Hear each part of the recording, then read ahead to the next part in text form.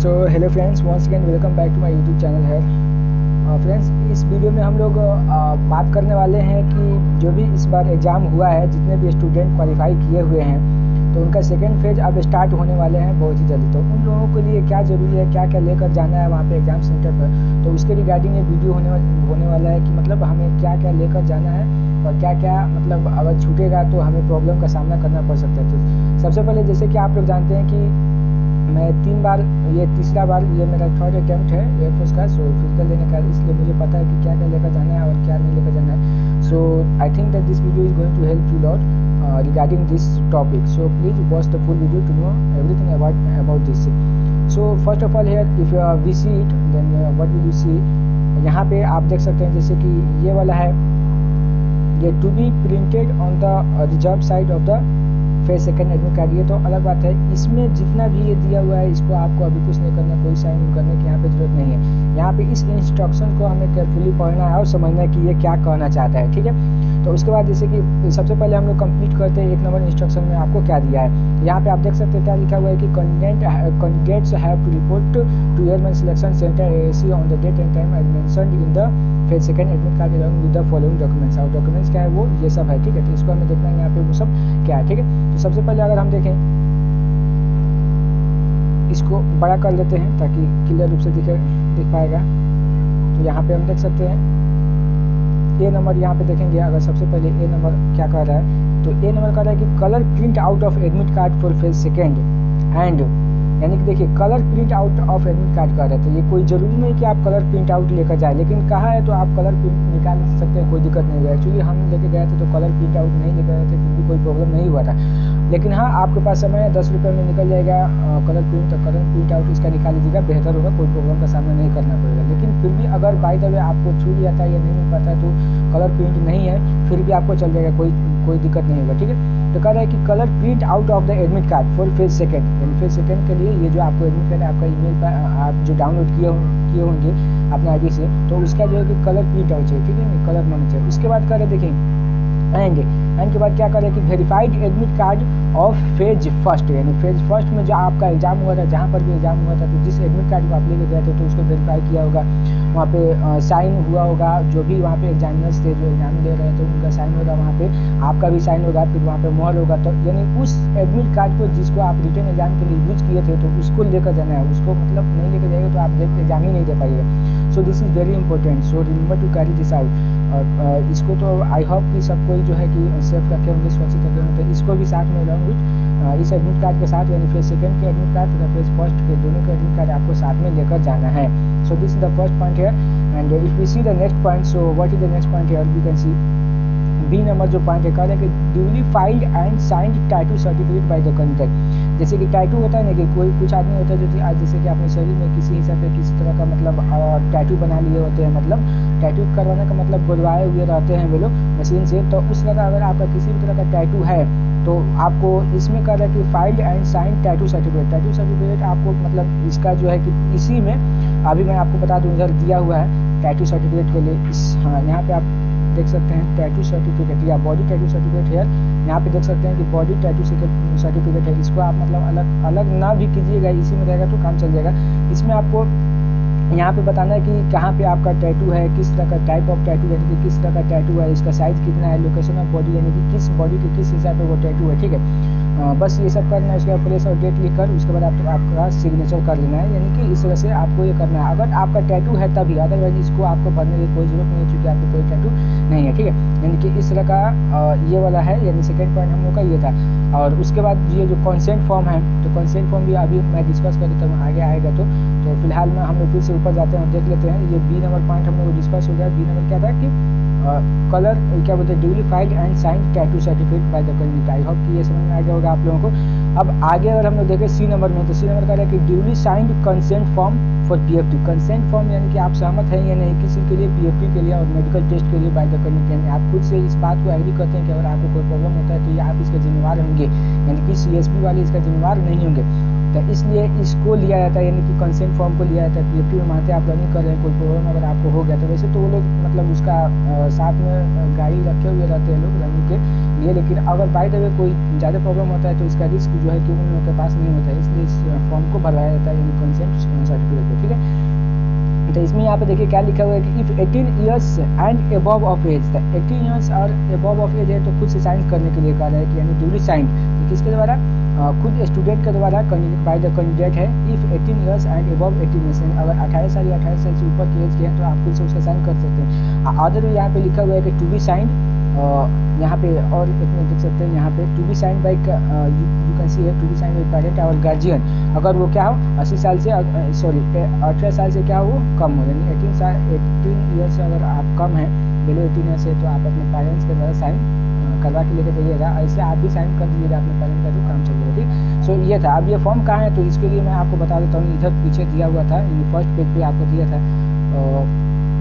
Actually ये मेरा मतलब फिर सेकेंड एडमिट कार्ड है, तो मैं आपको बता रहा हूँ मैं भी इस एग्ज़ाम को क्लियर कर लिया हूँ, तो मेरा चेस्ट नंबर 220 है, तो इसी पे सोचा कि मैं आप लोगों को भी बता देता हूँ। तो ये हो गया आपको, ये तो टाइटल सर्टिफिकेट ऊपर वाला था, और ये वाला देखिए यहाँ पे लिखा हुआ है consent form for physical fitness test, PFT and medical test. यही कंसेंट है, यानी कि आप अपने सहमति को दे रहे हैं कि हाँ आप अगर फिजिकल टेस्ट में आपको कोई प्रॉब्लम होता है या मेडिकल में कोई प्रॉब्लम होता है तो इसके जिम्मेदार आप होंगे, न कि CSB वाले, इसीलिए इस कंसेंट फॉर्म को भरवाया जाता है। तो इसमें लिख लिया आई, यहाँ पे अपना नाम लिख लीजिएगा आई, ठीक है, कैंडिडेट्स नेम यहाँ पे लिखा ही है, सन ऑफ या वार्ड ऑफ, यहाँ पे सन ऑफ यानी कि अपने पिता फादर का नाम यहाँ पे लिख लीजिएगा, name of father and mother या जो भी आपके गार्जियन है यहाँ पे वो लिख लीजिएगा। ठीक है, उसके बाद इधर दिया हुआ है आपको क्या, डेट ऑफ बर्थ, यहाँ पे डेट ऑफ बर्थ लिख लीजिएगा। और उसके बाद अगर हम लोग देखें इधर, तो इधर आपको क्या लिखा हुआ है, यहाँ पे देखिए कर applicable for candidates above 18 years of age, उन कैंडिडेट के लिए ऊपर वाला भर रहे हैं जो कि 18 साल से अबव है उनके लिए। ठीक है, और है नीचे वाला जो है, तो यहाँ पे लिखना है कि आई यहाँ पे मतलब आप जो है कि अगर 18 साल से कम है तो इस स्थिति में ये जो फॉर्म भरा जाएगा किसके द्वारा, आपके पेरेंट्स के द्वारा भरा जाएगा। तो यहाँ पे लिखा जाएगा आई, तो यहाँ पे आपके फादर का नेम होगा, क्योंकि आपके फादर यहाँ पे कंसेंट दे रहे हैं अपने बच्चे के लिए कि वो फिजिकल के लिए रेडी है, कोई दिक्कत नहीं है, हम इसका जिम्मेवार होते हैं। तो यहाँ पे अपने फादर का नाम यहाँ पे लिखना होगा। ठीक है ना, यहाँ पे चूँकि फादर हो गया, मदर हो गया, जो भी गार्जियन है उनका नाम यहाँ पे लिखना होगा, क्योंकि या इस स्थिति में चूँकि आप अभी 18 ईयर्स से कम है तो इस स्थिति में आपके पेरेंट्स को सहमति देना होगा, इसलिए यहाँ पे उनका नाम लिखना होगा। ठीक है, और यहाँ पे गार्जियन ऑफ किसका गार्जियन, यानी कि आपके, यानी आपका नाम यहाँ पे लिखाया गया, यानी कि आपके गार्जियन जो कि यहाँ पे है आपके पिताजी। ठीक है, नेम ऑफ द कैंडिडेट यहाँ पे हो जाएगा। उसके बाद हुज DOB, जहाँ पे जिसका DOB कितना है यहाँ पे हो जाएगा। उसके बाद ये सब ये हो जाएगा एप्लीकेबल ना। उसके बाद यहाँ पे हम लोग देख सकते हैं ये लिखा हुआ है, do hereby give my consent for self our son about to appear in the physical और medical test as prescribed for selection in the Indian army, Indian air force, और जो कुछ भी मतलब यहाँ पे दिया हुआ है एट माई ऑन और हिज रिस्क। ठीक है ना, I am aware that no compensation in my any form shall be claimed in respect of injuries और कॉजुअलिटी इफ एनी। मतलब ये टोटली आफ्टर ऑल वही है कि अगर कोई भी प्रॉब्लम होता है फिजिकल या मेडिकल के द्वारा तो इसका रिस्पॉन्सिबिलिटी मैं खुद अपना लेता हूँ, यानी कि वो नहीं लेते हैं। ठीक है, तो ये रहा कि आपका कंसेंट फॉर्म आप खुद से भी भर सकते हैं, कोई दिक्कत नहीं है। आप 18 ईयर्स के अगर नीचे भी हैं फिर भी आप अपने से ही, लेकिन ध्यान रखना है कि यहाँ पे अगर 18 ईयर्स के नीचे हैं तो आप यहाँ पे अपना नाम न लिखिए, अपने फादर का नाम लिखिएगा। उसके बाद यहाँ पे अपना नाम लिखिएगा कि मतलब इसका गार्जियन ये है ना, इसलिए यहाँ पे अपना नाम लिखिएगा और यहाँ पे पेरेंट का नाम लिखिएगा, यहाँ पे अपना DOB लिखिएगा। सो इस तरह से हो गया, तो ये हो गया। उसके बाद अगर हम लोग देखें थर्ड पॉइंट, अगर हम लोग देखें तो थर्ड पॉइंट यहाँ पे क्या होता है, तो C हम लोगों ने क्लियर कर लिया। उसके बाद D देखिए, D क्या कर रहा है, तो D कह रहा है कि कलर प्रिंट आउट, आप पढ़ सकते हैं D नंबर पॉइंट कर रहा है कि colour print out of duly filled application form downloaded on completion of online registration. उसके बाद कह रहा है कि the application must indicate the payment status as successful in relevant column and must be the same registration number no as printed on this admit card. यानी कि ये कह रहा है आपको, जैसे कि हम लोग जब फॉर्म को अप्लाई करते हैं तो फॉर्म अप्लाई करते समय एक जो है कि आपको एप्लीकेशन फॉर्म आता है, और एप्लीकेशन फॉर्म उस एप्लीकेशन फॉर्म को जो है कि आपको लेकर जाना है, जिस पे लिखा रहता है कि जो मतलब पेमेंट हम लोग करते हैं तो उसका सक्सेसफुल लिखा हुआ रहता है, यानी उसको हमें लेकर जाना है। ठीक है ना, इसको ये अगर आपके पास अभी नहीं होगा, भुला गया होगा, तो आप अपना लॉगिन ID कीजिएगा, मतलब CSB पे जो अपना अकाउंट है उसको लॉगिन कीजिएगा, अपना जो भी देकर क्या बोलते हैं ईमेल ID तथा पासवर्ड देकर लॉगिन कीजिएगा। लॉगिन करने पर फर्स्ट जो स्टेज आता है यही आता है। फर्स्ट स्टेज में लिखा हुआ रहता है कि एप्लीकेशन फॉर्म को डाउनलोड करने के लिए वहाँ पे अगर आप ओके कीजिएगा तो आपका एप्लीकेशन फॉर्म डाउनलोड हो जाएगा, वहाँ से जाकर उसको प्रिंट आउट कर लीजिएगा, वो हो जाएगा।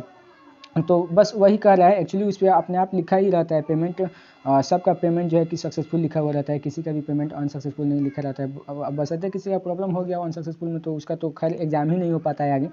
सबका वहाँ पे लिखा हुआ था। तो आपको क्या करना है कि अगर है तो बढ़िया है, अगर नहीं है तो क्या करना है कि अपना लॉगिन आईडी को खोलना है, वहाँ पे एप्लीकेशन जो फर्स्ट वाला जो स्टेज रहता है जिसमें एप्लीकेशन फॉर्म रहता है, तो उस पर ओके कीजिएगा, तो आपका एप्लीकेशन फॉर्म क्या हो जाएगा, डाउनलोड हो जाएगा, जो आप अप्लाई किए हैं। तो इसको फिर आप निकाल लीजिएगा। ये कोई इसको निकालने के बाद आप कलर प्रिंट आउट, वैसे तो ये कर कलर प्रिंट आउट लेकर जाने के, लेकिन कोई जरूरी नहीं कि कलर प्रिंट आउट, चूँकि हम लेके गए थे इसके पहले बार में तो कलर प्रिंट आउट नहीं था, लेकिन फिर भी बाय द वे कर रहा है कि कलर प्रिंट आउट, तो आप वही लेके जाइएगा, कोई दिक्कत नहीं होगा, ठीक है। तो ये हो गया आपका डी नंबर। अगर हम ई नंबर पॉइंट को देखें, तो ई नंबर में उसके बाद कह रहे हैं कि आपको क्या क्या अदर चीज़ लेकर जाना है। तो ई पॉइंट यहाँ पे आप देख सकते हैं, ये वाला पॉइंट। तो ये कह रहा है कि HB पेंसिल, यानी कि जो एक मतलब पेंसिल ले लीजिएगा, अच्छा क्वालिटी का पेंसिल ले लीजिएगा, फिर एक इरेजर ले लीजिएगा मिटाने के लिए, शार्पनर ले लीजिएगा सेलने वाला, ग्लू स्टिक यानी कि क्या बोलते हैं चिपकाने के लिए, गोद जिसको बोलते हैं, स्टेपलर ले लीजिएगा, एंड ब्लैक या ब्लू बॉल पेन लीजिए। ब्लैक नहीं भी लीजिएगा तो काम चलेगा, ब्लू जरूर लीजिएगा, ठीक है, क्योंकि ब्लू का यूज़ ज़्यादा होता है। वे लोग ब्लैक का कहीं कहीं भी बोल भी देते हैं कि ब्लैक का यूज़ नहीं करना है, लेकिन ब्लू का यूज़ आप कहीं पर भी कर सकते हैं, ठीक है। तो इसलिए ब्लू पेन ले लीजिएगा, अच्छा कलम ले लीजिएगा जो कि चलता हो, मतलब धोखा नहीं, 2-3 कलम ले लीजिएगा, ठीक है। तो ये हो गया आपका ई नंबर पॉइंट हो गया। उसके बाद अगर हम लोग उसके नीचे वाला पॉइंट देखें, एफ वाला पॉइंट, यानी कि एफ वाला पॉइंट क्या कर रहा है, तो एफ कह रहा है कि 10 कॉपीज ऑफ अनअटेस्टेड, अनअटेस्टेड मतलब जिस पे साइन आपका न किया हो, रिसेंट यानी कि अभी का, which was used for the online application registration, passport size colour photograph, यानी कि आपका पासपोर्ट साइज कलर फोटोग्राफ लेना है, वही जो कि आप ऑनलाइन एप्लीकेशन जो फॉर्म भरे थे उस समय यूज किए थे, उसी का लेना है, ठीक है, दूसरा नहीं लेना है, ठीक है। तो उसमें कितना लेना है, 10 का रहा है, लेकिन आप 10 ना लेके आप 15 तक ले लीजिएगा, तो दैट विल बी बेटर। क्योंकि अगर आपका फिजिकल निकल जाता है तो मेडिकल के लिए बहुत फॉर्म भरवाते हैं लोग, तो उसमें मतलब एक्स्ट्रा जो है कि आपको क्या बोलते हैं फ़ोटो लगता है, तो उसमें जो है कि फ़ोटो बढ़ जाता है। ये 10 बोले हैं तो ये 12-13 तक हो जाता है। वैसे 10 भी अगर लेके जा रहे हैं तो रेयर केस में वो भी काम चल जाता है, कोई दिक्कत नहीं है, लेकिन आई think that you must have at least 15, मतलब 15 लीजिए, कोई प्रॉब्लम नहीं होगा। 10 to 15 ले सकते हैं, 10 और 15 के बीच में अगर है आपके पास तो लेकर जा सकते हैं अपना वही फ़ोटो को जो कि आप अपलोड किए थे फॉर्म, ऑनलाइन फॉर्म भरते समय, ठीक है, दूसरा नहीं होना चाहिए। So this is what, and if we talk about the next point here, तो नेक्स्ट पॉइंट यहाँ पे क्या है, जी नंबर जो कि कह रहे हैं हम लोगों को क्या कि original and four self attested. यहाँ पे देखिए ऊपर वाला लिखा था अनअटेस्टेड, यानी कि जो फोटो लेकर जा रहे हैं उस पर साइन नहीं होना चाहिए, जबकि नीचे कह रहा है कि सेल्फ अटेस्टेड, यानी खुद का उस पर क्या होना चाहिए, साइन होना चाहिए और डेट लिखा हुआ होना चाहिए, ठीक है। तो original and four self attested photo copies of matriculation passing certificate, यानी कि मैट्रिक के जो पासिंग सर्टिफिकेट होता है, मूल प्रमाण पत्र जिसको ओरिजिनल प्रमाण पत्र भी बोलते हैं, मतलब ओरिजिनल सर्टिफिकेट बोलते हैं, उसका जो है कि ओरिजिनल भी लेकर जाना है, और उसका 4 गो जो है कि साथ ही साथ मतलब फोटो कॉपी भी लेकर जाना है, जिसका आपका साइन तथा डेट लिखा रहेगा इस तरह से सेल्फ अटेस्टेड इस तरह से लिख कर, उसके बाद नीचे आप अपना साइन कर दीजिएगा, तो वो हो जाएगा, ठीक है। इससे ये तो बोल रहा है कि 4 लेकर जाना है, लेकिन आप कोशिश कीजिएगा कि 6 to 8 मतलब लेकर जाएं, बेहतर होगा, ठीक है। मतलब 5 से एबव लेकर जाएं, ठीक है। 4 को बोला है तो 5 से एबव लेकर जाएं, किसका, मैट्रिक के पासिंग सर्टिफिकेट होता है, जो ओरिजिनल मूल प्रमाण पत्र होता है उसका, ठीक है ना। ओरिजिनल भी लेकर जाना है, ये नहीं कि ओरिजिनल को छोड़ देना है, ओरिजिनल भी लेकर जाना है, और साथ में उसका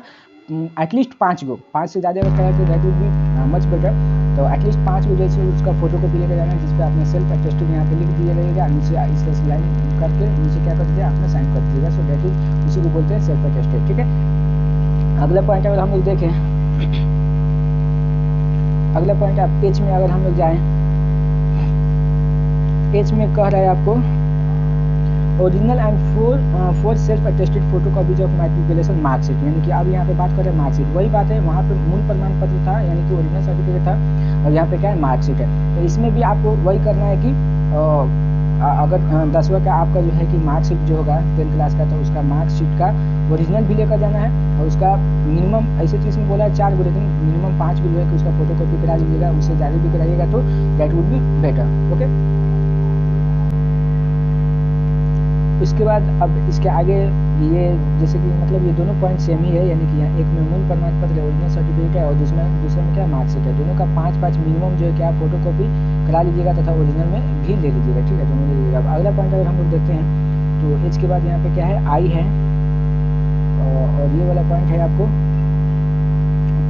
original and four self attested photo copies of intermediate, यानी कि अब वो क्या बात कर रहा था, यानी कि 10वीं का बात कर रहा था। तो सेम इसमें भी होगा, ठीक है। 10 का या 10+2 का या इक्विवेलेंट लिखा है, यानी कि अगर +2 के अलावा अगर कुछ और भी किए हुए हैं आप, जैसे कि कोई डिप्लोमा किया रहता है तो उसके लिए, ठीक है। तो उसका जो है कि पासिंग सर्टिफिकेट, यहाँ पे देखिए यहाँ पे बात कर रहा है पासिंग सर्टिफिकेट का, और एंड मार्कशीट भी एक ही में दोनों पॉइंट को मेंशन कर दिया है कि यहाँ पे एंड मार्कशीट भी देख रहे हैं, यानी मार्कशीट एंड पासिंग सर्टिफिकेट दोनों, यानी कि ओरिजिनल भी लेके जाना है और फिर चार गो दोनों का फोटो कॉपी जो है कि जिसमें सेल्फ अटेस्टेड होना चाहिए। सेल्फ अटेस्टेड का मतलब कि फोटो कॉपी कराने के बाद जो है कि उस पर लिख लीजिएगा इस तरह से सेल्फ अटेस्टेड, इस तरह से लिखने के बाद सेल्फ अटेस्टेड, और उसको इस तरह से अंडरलाइन नीचे मतलब कर दीजिएगा, और अपना मतलब जो भी हो अपना साइन इस तरह से कर दीजिएगा यहाँ पे, ठीक है, हो जाएगा। इसी को बोलते हैं 4 सेल्फ अटेस्टेड कॉपी। लेकिन ये कितना कर रहा है, आपको 4 ही बोल रहा है, बट तो सबका जो है कि कम से कम एटलीस्ट 5 लेकर आपको जाना है, ठीक है ना। सब में बोला हुआ है कि फोटो को भी लेकर जाना है, लेकिन आपको कम से कम 5 लेकर जाना है, क्योंकि जब देखिए जिसका मतलब फिजिकल निकल जाता है, फिजिकल निकलने के बाद आपको फाइनल में उसको क्या बोलते हैं, पृथ्वी भी निकल जाता है, वाइवा जो होता है ग्रुप डिस्कशन, वो भी अगर निकल जाता है तो फाइनली अब उसको मेडिकल के लिए बहुत सारा फॉर्म भरवाया जाता है, तो उसमें जो है कि वो सभी फॉर्म काम आता है, ठीक है। तो इसलिए जो है कि आप कोशिश कीजिएगा मिनिमम 5 में हम बोल रहे हैं, ठीक है। ऐसे आप 5 से लेके 8 के बीच अगर लेके जाते हैं तो I hope that you won't have to face any problem there, okay. And let's see the next point, and what is the next point here, J number है, इसमें क्या कह रहा है कि जो जे नंबर है कि सर्विंग एनसीसी, मतलब एनसीसी है सर्टिफिकेट अगर आपके पास कोई है एनसीसी सर्टिफिकेट तो उसको लेके जाइएगा तो उसका फायदा होता है, ठीक है ना, उसको लेके जाइए। या सर्टिफिकेट फॉर SOAFP मतलब होता है सन ऑफ एयरफोर्स पर्सनल, यानी कि किसी एयरफोर्स में अगर आपके पिताजी एयरफोर्स में है, ठीक है, तब उस स्थिति में जो है कि इसका एक फॉर्म आता है, आप अपने मतलब फादर से पता कीजिएगा, वैसे आप इसका ऑफिशियल वेबसाइट पर जाकर इसको डाउनलोड कर लीजिए इस फॉर्म को, या अपने फादर, अगर आपके फादर एयरफोर्स में तो वो जानते ही होंगे इसके बारे में, ठीक है। तो इसको भी अगर लेकर जाइएगा तो इससे जो है कि आपको फायदा होता है या छूट मिलता है थोड़ा सा, इसलिए उसको लेकर जाना पड़ता है। अदरवाइज अगर आपका पिताजी अगर एयरफोर्स में नहीं है तो फिर उसकी कोई जरूरत नहीं है, आप उसको छोड़ देंगे, ठीक है। Certificate for son of serving यही है, या रिटायर्ड, अगर आपके पिताजी रिटायर्ड हो या अभी सर्विस कर रहे हैं तो उसके लिए जो है कि ये फॉर्म है, ठीक है। तो जिसके पिताजी हैं वो उनके पिताजी जानते होंगे इस फॉर्म के बारे में, तो उनसे वो कर लेंगे, अदरवाइज इस पॉइंट को आप छोड़ सकते हैं, ठीक है। उसके बाद अगर अगला पॉइंट अगर हम लोग बात करें तो आई के बाद क्या है, जे के बाद क्या है, के है कि आपको कह रहा है कि 4 candidates discharge from Indian army, यानी कि उस कैंडिडेट के लिए जो कि Indian army, Indian force, Indian navy से क्या हो गए डिस्चार्ज किए गए, यानी कि गवर्नमेंट को जो है डिस्चार्ज कर दिए गए कि आप इसके लिए एलिजिबल नहीं है, ठीक है ना। तो उस स्थिति में उनको क्या करना है कि original and full self attested discharge certificate, वो सर्टिफिकेट जो कि जैसे डिस्चार्ज करने का अर्थ है कि मतलब आप इसके लिए लायक नहीं है, आप वहाँ पर कोई गलत काम कर दिए या जिसकी वजह से आपको वहाँ से भगा दिया जाता है या छांट दिया जाता है और हमेशा के लिए कह दिया जाता है कि आप इसमें कभी भी शामिल नहीं कर सकते हैं, आप आर्मी फोर्स में, इंडियन आर्मी फोर्स में नहीं आ सकते हैं। तो उस स्थिति में आपको एक सर्टिफिकेट बनाकर दिया जाता है कि this candidate is not able for such type of examination. तो वो जो सर्टिफिकेट है उस सर्टिफिकेट को लेकर जाना है अगर ऐसा कुछ है तो। लेकिन जनरली ऐसे हम लोगों के साथ ऐसा कुछ कभी किसी के साथ हुआ नहीं रहता है, इसलिए इस पॉइंट को भी आपको नहीं ध्यान देना है, ठीक है। लेकिन जिसका हुआ होगा वो आपने लेके जाएगा, उसके पास वो सर्टिफिकेट मिला हुआ रहता है, ठीक। तो ये के नंबर पॉइंट ये है, ठीक है। और उसके बाद अगर अगला हम लोग पॉइंट देखें, एल नंबर जो पॉइंट है, ये एल नंबर का है कि no objection certificate, no objection certificate in original and four self attested photocopy issued from the employer applicable. उसके बाद क्या है, applicable for candidates presently serving in any government organisation, यानी कि कहने का ये कह रहा है कि अगर आप किसी गवर्नमेंट सर्विस में आप सर्व कर रहे हैं, ठीक है, और सर्व करने के बाद जो है कि आपका मतलब जहाँ पर भी सर्व कर रहे हैं तो आपका जो मेन मास्टर है या जो भी आपका मेन है वो अगर ऑब्जेक्शन लगा रहा है कि नहीं हम इस कैंडिडेट पे मतलब अपने पास ही रख रहे हैं और इसको हम नहीं जाने दे सकते हैं, वो आपको जाने नहीं दे रहे, तो उसी को बोलते हैं ऑब्जेक्शन सर्टिफिकेट। तो वो जो ऑब्जेक्शन सर्टिफिकेट आपके पास नहीं होनी चाहिए। मान के आप किसी सर्विस में काम कर रहे हैं तो वहाँ से जाके आप लीव ले लीजिएगा, मतलब लीव ले लीजिएगा, छुट्टी कर लीजिएगा, उसको रिजाइन दे सकते हैं। रिजाइन करते समय अगर सामने वाला उसको एक्सेप्ट कर लेता है तो वो ऑब्जेक्शन सर्टिफिकेट नहीं हुआ, और एक्सेप्ट नहीं करता है तो वही हो जाएगा ऑब्जेक्शन सर्टिफिकेट। उस स्थिति में आपको दिक्कत हो सकती है। लेकिन हम लोगों में तो कोई एम्प्लॉयड है नहीं यहाँ पे, पहले से किसी को जॉब नहीं थे, इसलिए उसको इसके बारे में सोचने की जरूरत नहीं है, okay. So and after that if you see the next point here, M number point क्या कर रहे हैं, original and full self attested photo copies of NCC, यानी एनसीसी जो भी आपकी है ABC, तो उसका जो है कि आपका ओरिजिनल भी लेकर जाना है और उसका 4 को कॉल है सेल्फ अटेस्टेड फोटो कॉपी, लेकिन आप मिनिमम 5 में लेके जाइएगा, अदरवाइज 5 से जो भी अधिक जरूर लेके जाइएगा, 5 से कितना 8 तक, ठीक है। फिर कर रहे हैं एन नंबर पॉइंट यहाँ पे, original and self attested original and self attested photo copies of admit card of 12 का, यानी 12वां का जो एडमिट कार्ड होता है जो एग्जाम देने के लिए, उसका जो है कि आपको ओरिजिनल भी लेके जाना है और 4 गो इसका फुल सेल्फ अटेस्टेड बार बार आ रहा है, तो इसको आई होप कि आप लोग समझ ही गए होंगे कि सेल्फ अटेस्टेड क्या होता है। तो 4 गो सेल्फ, लेकिन 4 गो ना लेके आप कितना लेके जाइएगा, 5 लेकर जाइएगा, ठीक है, मतलब मिनिमम हम 5 बोल रहे हैं, अगर 5 से अगर 8 लेके जाते हैं 5 और 8 के बीच में तो आपको कोई प्रॉब्लम नहीं होगा, ठीक। तो ये है, उसके बाद जो है कि अब जो है कि इसके बाद ऐसा मतलब कोई पॉइंट नहीं है जो कि आपको न समझने वाला हो, ये सब ये बता रहा है कि मतलब ये कह रहा है कि वहाँ पे आपको क्या करना है नहीं करना है, या आपके बारे में मतलब this is all about you, मतलब इसमें ऐसा कुछ नहीं जो कि आपको नहीं समझने वाला है। वैसे फिर भी हम आपको पढ़ के समझा रहे थे, जिनको अगर समझना होगा वो सुन सकते हैं, और जिनको जो समझ सकते हैं खुद से तो वो अपना समझ लेंगे, ठीक है। तो एक्चुअली ये क्या कर रहा है, इसको मैं शॉर्ट कर देता हूँ ताकि एक ही बार में पढ़ें, और उसके बाद 1 minute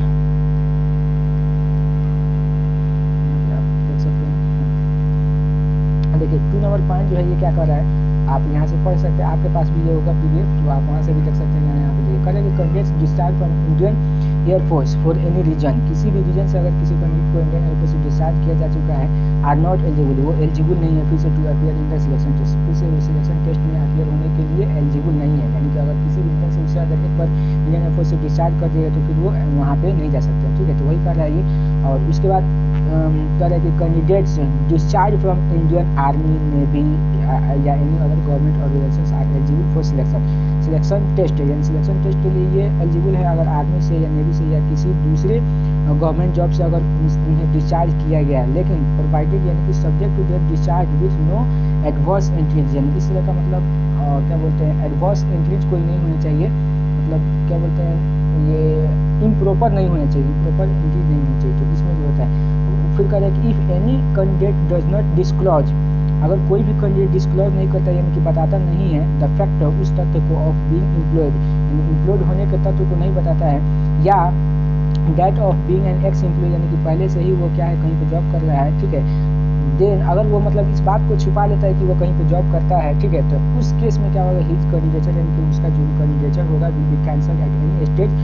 during the selection process और एट एनी सब्सिक्वेंट स्टेज, यानी कि आगे किसी भी स्टेज पर उसको जैसे ही पता चलेगा कि वो पहले से किसी जॉब में था लेकिन नहीं बताया है, यानी उसको डिस्क्लोज नहीं किया है, छिपा के रखा है, तो उसको कहीं पर भी सिलेक्शन टेस्ट के यानी मेडिकल में या फिजिकल में या आगे इवन ट्रेनिंग में भी उसको कहीं पर भी जैसे ही पता चलेगा उसको वहाँ से क्या किया जा सकता है, भगाया जा सकता है, ठीक है, यानी कि उसके कैंडिडेचर को कैंसिल किया जा सकता है। तो ये था 2 नंबर पॉइंट, ठीक है। अगर अगला पॉइंट हम लोग देखें 3 नंबर का है कि your candidature is liable to be cancelled, आपका कैंडिडेचर जो है कि कैंसिल किया जा सकता है एनी स्टेज ऑफ सिलेक्शन के किसी स्टेज पर, ठीक है, या देयर आफ्टर, यानी उसके बाद इफ एनीथिंग अगर कुछ भी is found to be not in order as per the laid down eligibility criteria, यानी कि जो नीचे एलिजिबिलिटी क्राइटेरिया दिया है उस पर अगर वो नहीं हो पाता है, उसके अंदर नहीं आ पाता है, तो उसके बाद जो है कभी भी आपका कैंडिडेचर कहीं पर भी कैंसिल हो सकता है, यानी कि किसी भी प्रोसेस में रहे, आप ट्रेनिंग में रहेगा, फिजिकल में रहेगा, मेडिकल में, कहीं पर भी कैंसिल हो सकता है। तो इसके बारे में फिर 4 नंबर पॉइंट कर रहा है कि candidates will not be permitted, candidate को परमिट नहीं किया जाएगा, अलाउ नहीं किया जाएगा to appear in phase second of the selection test, selection test के मतलब फेज सेकेंड में अपीयर नहीं होने दिया जाएगा विदाउट, यानी कि बिना original education marksheet and passing certificate, यानी बिना ओरिजिनल मार्कशीट और पासिंग सर्टिफिकेट के कैंडिडेट को अलाउ नहीं किया जाएगा फेज सेकेंड सिलेक्शन टेस्ट के लिए, ठीक है। एंड डॉक्यूमेंट्स मेंशन इन पारा 1 अबव, और वो सारे डॉक्यूमेंट जो कि पारा 1 यानी कि ऊपर जो है कि डिस्कस किया गया उसमें से अगर कोई भी उसके पास नहीं रहेगा तो उसको सिलेक्शन टेस्ट के लिए परमिट नहीं किया जाएगा, यानी कि अलाउ नहीं किया जाएगा अंदर जाने के लिए, ठीक है। फिर कह रहा है कि उसके बाद हाउएवर जबकि या हालांकि कैंडिडेट्स उन candidates with photo copies of educational marksheet, उनके पास ओरिजिनल नहीं लेकिन फोटो कॉपी है एजुकेशनल मार्कशीट का, ठीक है, लेकिन बाय द वे उनके पास छूट गया या नहीं ले पाए हैं, या पासिंग सर्टिफिकेट या मार्कशीट का अगर फोटो कॉपी भी है तो कैन भी, देखिए यहाँ पे लिखा है कैन भी किए जा सकते हैं permitted to appear in the selection test, selection test पे अपीयर होने के लिए उनको क्या बोलते हैं परमिट किया जा सकता है, अलाउ किया जा सकता है, ओनली सिर्फ only on production of an ink, एक इंक जो कि साइंड सर्टिफिकेट होना चाहिए, कहाँ से, कॉलेज से या क्या बोलते हैं स्कूल से, क्या बोलते उसके बाद क्या है प्रिंसिपल सर्टिफाइंग, जो सर्टिफाई करते हुए रहेगा कि उसका ओरिजिनल जो भी एजुकेशनल सर्टिफिकेट है या मार्कशीट है वो क्या कर दिए गए, डिपोजिट कर दिए गए विद कॉलेज। यानी कितना कभी कभी होता है कि आप अपने कॉलेज में एडमिशन ले लिए तो वहाँ पे अपने ओरिजिनल सर्टिफिकेट या मार्कशीट को जमा कर दिए रहते हैं, तो वो आपके पास नहीं रहता था। इन डेट के साथ क्या करेंगे कि अपने कॉलेज में जाएंगे और वहाँ से जाके कॉलेज वालों से इस तरह का एक मतलब क्या बोलते हैं एप्लीकेशन लिख कर उस पर जो है कि उनका साइन होना चाहिए तथा मोहर होना चाहिए, जिससे ये पता चलेगा कि कहाँ कॉलेज में आपका ओरिजिनल जो सर्टिफिकेट है वो क्या हो गया, जमा हो गया। तभी जो है कि आपको इस सेशन टेस्ट के लिए यानी सेकेंड पेज के लिए आपको परमिट किया जाएगा। तो ये था पॉइंट नंबर 4। फिर करें पॉइंट नंबर 5 की ओरिजिनल पासिंग सर्टिफिकेट। पॉइंट 5 आपको कर रहे हैं ओरिजिनल पासिंग सर्टिफिकेट जो हो गया, पासिंग सर्टिफिकेट या marksheet will not B returned, यानी कि ओरिजिनल पासिंग सर्टिफिकेट या मार्कशीट जो है कि आपको रखा नहीं जाएगा, ठीक है, सेंटर के द्वारा, यानी कि ये जो है कि आपको रिटर्न कर दिया जाएगा टू कैंडिडेट को on completion of detailed verification. जो वेरिफिकेशन जो भी करना है वो लोग कर लेगा तो उसी समय दे देगा। इसलिए आपको ध्यान रखना है candidates must collect their original documents before leaving the exam centre. यानी एग्जाम सेंटर को छोड़ने से पहले उन्हें इंश्योर कर लेना चाहिए कि सभी डॉक्यूमेंट्स उनके पास है या कोई डॉक्यूमेंट्स उनका छूट गया है, ठीक है। क्योंकि वे लोग रखते नहीं है, सब अपना वेरिफिकेशन डिटेल वेरिफिकेशन करने के बाद क्या कर देते हैं, दे देते हैं। 6 नंबर का है कि internet copy of marksheet will not be accepted. जैसे कितना आदमी के पास मार्कशीट होता है जो कि ओरिजिनल नहीं होता है, वो इंटरनेट कॉपी होता है, तो उस तरह का मार्कशीट आपको एक्सेप्ट नहीं किया जाएगा। भले उसका मेन मार्कशीट का फोटो कॉपी हो तो काम चल जाएगा, लेकिन इंटरनेट का कॉपी जिसमें सिर्फ रिजल्ट दिया रहता है किसी तरह से, तो वो आपको एक्सेप्ट नहीं किया जाएगा। ओके, सो ये हो गया। उसके बाद तो आगे आप समझ ही सकते हैं यार, बिल्कुल बता देते हैं। पहले कि एनी रिक्वेस्ट, कोई भी request for change of selection centre या डेट ऑफ टेस्ट या टाइम ऑफ टेस्ट, मतलब आपने टाइम टेस्ट के टाइम के या टेस्ट के डेट के या टेस्ट के सिलेक्शन सेंटर जो है उसको चेंज करने के लिए आप कोई भी अगर रिक्वेस्ट भेजते हैं तो विल नॉट बी इंटरटेन, यानी कि इसको ध्यान नहीं दिया जाएगा, उसको मतलब नेगलेक्ट कर दिया जाएगा, ठीक है। Candidates not reporting for the test allotted date, यानी कि उस डेट को जिस अगर कोई स्टूडेंट उस डेट को नहीं जा रहा है, अपियर हो रहा है सिलेक्शन में, जिस डेट को उसका एडमिट कार्ड में दिया हुआ है, तो उसका जो है कि कंजुगेशन वहीं पे कैंसिल हो जाएगा। उसको लिख दिया जाएगा कि ये कैंडिडेट क्या है, एब्सेंट हो गया है, ठीक है। तो आप मतलब वहीं से आप बैक हो जाएगा, पीछे हो जाएगा। इसलिए आपको जो भी डेट या टाइम दिया गया है अपना एडमिट कार्ड में, उसी समय पे आपको रिपोर्ट करना होगा वहाँ पर, ठीक है। फिर वही कह रहा है कि 8 नंबर देखिए पॉइंट क्या कर रहा है कि आपको मतलब देखिए क्या क्या जाना है एग्जाम के दिन। तो 8 number candidates are advised, candidates are advised to bring their sports shoes and short track pants for physical fitness test, यानी कि आपने फिजिकल फिटनेस टेस्ट के लिए आपने स्पोर्ट का जो शू होता है जो हल्का होता है उसको लेकर जाना है, तथा शॉर्ट्स या ट्रैक हो गया मतलब टी शर्ट उसको लेकर जा सकते हैं जो रनिंग करने के लिए होता है, ताकि आपको कोई प्रॉब्लम ना हो रनिंग करने के लिए, ठीक है। ये सब फिजिकल के लिए मतलब बताया जाएगा क्या लेकर जाना है, ठीक। और उसके बाद जो है कि आपको कह रहे हैं कि कैंडिडेट्स वो कैंडिडेट जो क्वालिफाई कर रहे हैं दोनों ग्रुप में एक्स एंड वाई के लिए, दोनों को उनको अलॉट किया जाएगा group according to their merit, उनके मेरिट के अनुसार ही ग्रुप को अलॉट किया जाएगा। मानते हैं कोई कैंडिडेट जो है कि आपको मतलब 55 नंबर लाया हुआ है एक्स ग्रुप में और वाई ग्रुप में उसका लाया क्या बोलते हैं 35 नंबर यानी 35 नंबर लाया है, ठीक है। अब क्वालिफाई दोनों में है और सब कुछ वो क्लियर कर देता है, फिजिकल मेडिकल सब क्लियर कर देता है, तब उसको जो अलॉट किया जाएगा, जो ग्रुप दिया जाएगा, एक्स दिया जाएगा, वाई दिया जाएगा, ये डिपेंड करता है कि उसका नंबर किस में ज़्यादा है, यानी किस में वो अच्छा परफॉर्म किया है, ठीक है। तो उसके अनुसार ये दिया जाएगा। लेकिन फिर भी कह रहा है कि इसके बावजूद भी कह रहा है कि हाउएवर जो प्रेसिडेंट है जो सीएसबी का प्रेसिडेंट है वो रिजर्व करता है इस राइट को कि वो उस कैंडिडेट को अपने अनुसार जो है कि किसी भी ग्रुप को एलोकेट कर सकता है। तो ये है आपको वो पॉइंट। फिर करें 10 नंबर पॉइंट आपको करें candidate should be prepared, candidate को प्रिपेयर होना चाहिए टू स्टे, यानी वहाँ पर रुकने के लिए फॉर द इंटायर ड्यूरेशन, पूरे समय duration of test on their own arrangement, यानी अपने खुद के अरेंजमेंट पर ही वहाँ पर आपको रुकना है। तो इसलिए इंश्योर कर दे कि जो कुछ भी वहाँ पर रहने में लगेगा आपको खुद के लेकर जाना है, कोई भी वो किसी भी चीज़ को आपको प्रोवाइड नहीं करे। So this was all about that. अगर कोविड-19 इंस्ट्रक्शन की बात करें तो सब कोई जानते हैं कि क्या करना है नहीं करना है, कि जैसे कि हम लोग जानते हैं कि इन व्यू ऑफ कोविड-19 situation there are no lodging facilities available, कोई लॉज वहाँ पे नहीं रहेगा near the reporting venue of physical फिर सेकंड एग्जामिनेशन के नज़दीक कोई भी लॉजिंग फैसिलिटी गवर्नमेंट आपको नहीं देगी। तो इसलिए आपके लिए ये एडवाइस है कि आप खुद जाए, किसी के साथ ना जाए, अपने पेरेंट्स वरेंट्स के ज़्यादा साथ लेकर ना जाए, ताकि उन्हें कोरोना में मतलब प्रॉब्लम का सामना करना पड़ सकता है। तो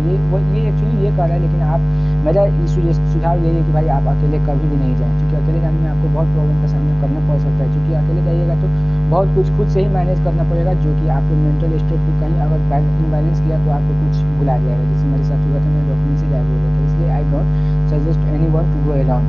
whenever you are going anywhere for your examination, just take someone along with you because it will help you to rest your mind and you won't have to think lot. So ये इसके बारे में है। फिर कह रहा है कि कैंडिडेट्स आर